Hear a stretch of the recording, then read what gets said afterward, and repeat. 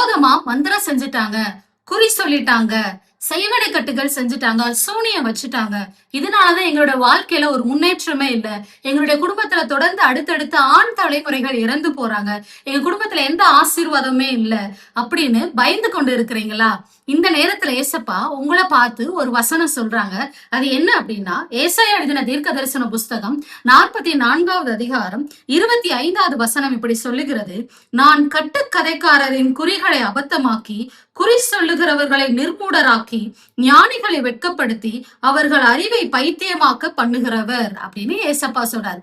அதனால இன்னையில இருந்து நீங்க பயப்படாதீங்க. ஏசப்பா அவங்களுடைய எல்லா அபத்தமான குறிகளையும் நிர்மூலமாக்கிட்டாங்க.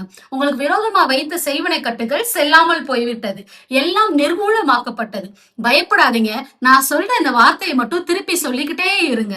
எவ்வளவு தூரம் சொல்ல முடியுமோ அவ்வளவு தூரம் சொல்லிக்கிட்டே இருங்க. இயேசுவின் ரத்தம் ஜெயம், இயேசுவின் ரத்தம் ஜெயம், இயேசுவின் நாமத்தினால் எனக்கு விடுதலை கிடைத்தது என்று சொல்லிக்கிட்டே இருங்க. கூடிய சீக்கிரத்துல விரைவில் ஏசப்பா உங்களுக்கு விடுதலையை தர போதுமானவராயிருக்கிறார். God bless you.